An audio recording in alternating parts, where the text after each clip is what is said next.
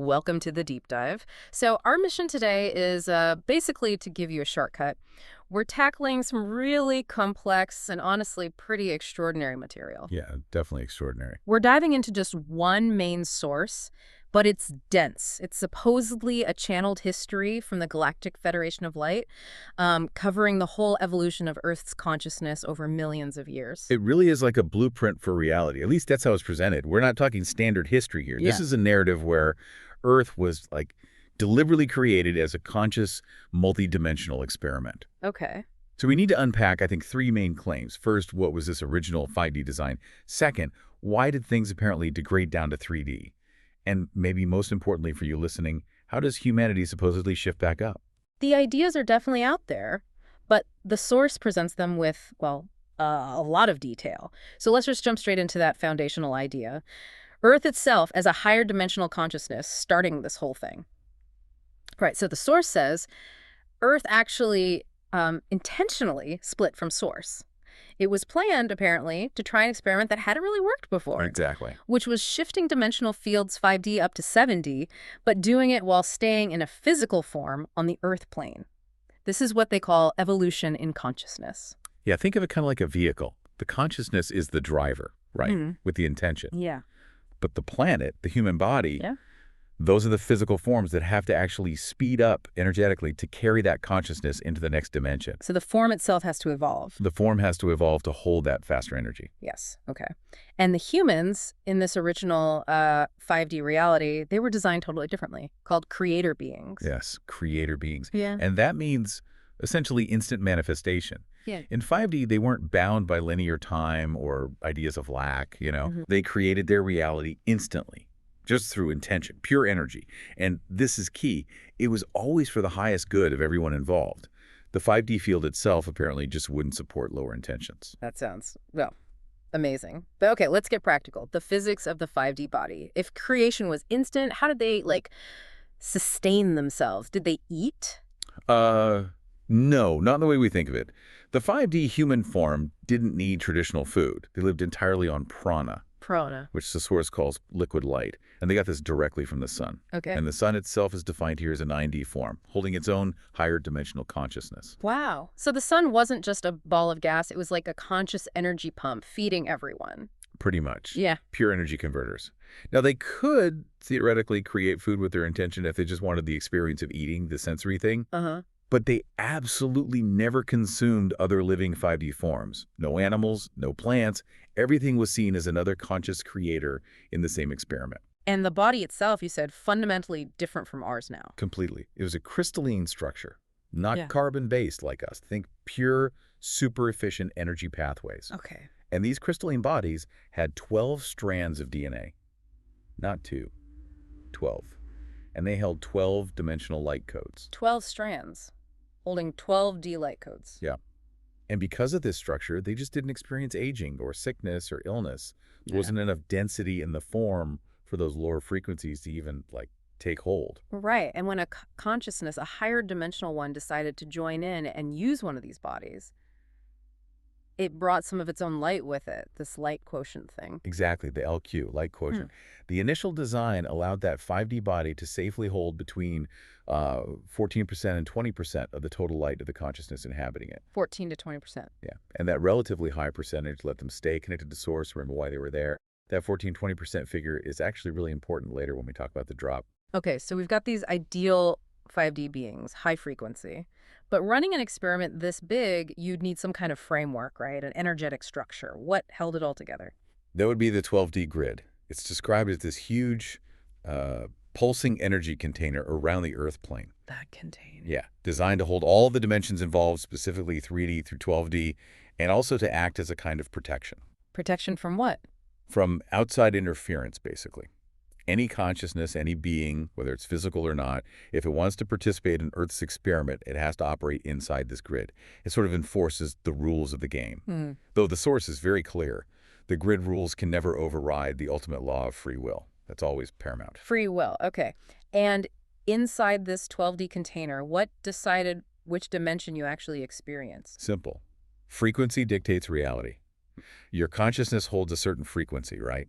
If you want to experience a different dimension, you have to shift your personal frequency through intention, through energy work, to match that dimension's frequency band. And the source points out that the lower dimensions are actually quite attractive because they offer a much wider, maybe wilder, range of experiences. More feelings, more expressions are possible. Which leads us straight into the risk involved in going lower frequency, this universal law of amnesia. Yes, amnesia, forgetting who you are, where you came from. It becomes almost inevitable, or at least highly probable, once a consciousness drops into the 4D field or lower. Why? Just the density? Exactly. The density increases, it dims the light, creates this profound feeling of being separate from source. It makes it incredibly hard to access your own memories, your own purpose. The analogy they use is like a light getting dimmer and dimmer the lower you go. So the system allows for exploration, but you risk getting lost and forgetting you're even exploring in the first place. That's the inherent risk, yes. Okay, so that risk takes us to what the source calls the fall from grace. And it blames this squarely on the free will choices made by those original 5D creator beings. How did that happen? If they were all about the highest good, how did ideas like control or persuasion, which you said are 4D things, even come up? That's a really crucial question. The source suggests it wasn't malicious at first. In their sort of endless quest for new experiences, some 5D humans apparently started experimenting. They chose to tap into these available 4D frequencies like subtle control or maybe persuasion just to see what it felt like. Curiosity. But curiosity, yes. But these frequencies were outside the pure 5D spectrum, and making that choice actually lowered the frequency of their physical crystalline bodies. It slowed them down. And when enough humans did this, The collective average frequency dropped. Yeah. The whole group consciousness basically pulled the Earth plane down, anchoring it first into the 4D field and then eventually into the 3D field we know now. wow, okay, and this period also saw these other beings show up, the 4D races. Yes, this is where it gets cosmically complex. These non-human entities, mainly described as the galactic and reptilian types, were created within the grid Created how? by higher dimensional consciousnesses, but in a very specific way. Their consciousness and their physical form were essentially one and the same. Okay, why? It seems it was a kind of workaround. It let them participate in the experiment without having to follow the usual rule that any consciousness entering the 12D grid had to be 6D or higher frequency itself. Interesting. And these galactic and reptilian groups had very different agendas, it sounds like. Dramatically different. The source paints the galactic races as mostly curious. They were fascinated by the human form, especially the original crystalline version, and ran things like hybridization programs, abductions even, mostly just to understand the mechanics. Okay, curiosity-driven, if intrusive. But the reptilians? Their focus, according to the source, was manipulation and resource extraction. What kind of resource? Not gold, I'm guessing. No, light. Life force energy. The source claims they developed the ability to energetically pull prana, or light, directly out of the human energy field, How? specifically through the seventh energy center, the crown chakra. This constant draining would weaken the human body, make it sick, increase its density, and ultimately make it easier to control. That's quite a claim, a specific energy vulnerability being exploited. Okay, so because of this huge frequency drop, both from human choices and this interference, Earth's physical form itself had to change to match 3D. Yeah, the redesign was massive. Earth went from that original disk-like crystalline structure to the much rounder, denser, matter-based planet we know. And interestingly, more water was apparently added to the planet during this phase. More water. Why? The source says it acts like a kind of lubricant to help high-frequency light eventually penetrate the density more easily when the time came for ascension back to 5D. A lubricant for light. Right. And the human form. The change there sounds like it was the most devastating part. Going from 12-strand crystalline DNA to what we have now. Yeah. Because those high-frequency crystalline light codes just can't survive in dense 3D matter. They'd shatter. Right.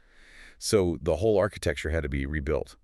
The 12 crystalline strands were compressed down into just 2 strands, based on carbon. Carbon. Carbon was the dense element needed. It could hold a tiny fraction of the original light codes, but was still malleable enough, apparently, to eventually be alchemized back into a crystalline structure as the body evolves upwards again. Okay, let's go back to that light quotient baseline. You said it was 14% to 20% in 5D. What happened to that number when we landed in this new 3D carbon body? It plummeted. The light quotient for the average 3D human dropped to just 1% to 3% of their higher dimensional consciousness is total light. 1 to 3% compared to 14 to 20. Yeah. Just think about the difference in available energy, awareness, connection. It's huge. And that drastic reduction basically guaranteed that the law of amnesia would kick in universally. The 3D human simply didn't hold enough light or power anymore to consciously remember who they were or that they were creator beings. Which brings us pretty much up to now. We're in the phase, according to this source, of trying to evolve back to the 5D field. And this is why the Lightworker program supposedly started. Consciousnesses choosing to come in specifically to help. That's the idea. Choosing to incarnate into the density precisely to help Earth raise her frequency back up. And the whole trajectory apparently shifted at a key moment, the 50% tipping point. The harmonic convergence. Known as the harmonic convergence, yes. It's presented as a universal law. Once Earth, the planet itself, holds 50% of the light needed to fully anchor the 5D frequency field, she's locked onto that path, no going back. And that tipping point triggered something. It triggered the awakening, yeah. The source calls it the clarion call. For these light workers who are already here, often dormant, waiting. But okay, if you, listening right now, are in this 3D body, 2-strand DNA, maybe 3% light quotient, what does it actually take for you personally to anchor into 5D? Right, the individual process. The requirement is pretty demanding. For a human to physically anchor into the next dimension, 5D in this case, a full 80% of the light currently held within their body needs to be vibrating at that 5D frequency or higher. 80%. Okay, how do you get there from 3%? You have to clear density. That's the work. Let's focus on that clearing density. What does that actually mean in practice? Density is just trapped, lower frequency energy, we usually call it trauma, right? Stored in the physical and energetic body. The clearing process involves bringing your conscious awareness, which is high-frequency light, to that stored energy. So feeling the feelings. Yes, actively feeling and acknowledging the emotions, the thoughts, the beliefs, the patterns, the behaviors associated with that trauma. But, and this is crucial, doing it without judging it. Without judgment. Without judgment. The source describes it like shining a bright light on a dense block of mud. The light breaks it up, dissolves it, transmutes the density back into pure light, freeing up space in your body to hold more of your own higher frequency light. Okay, so frequency and light dissolve the trauma density.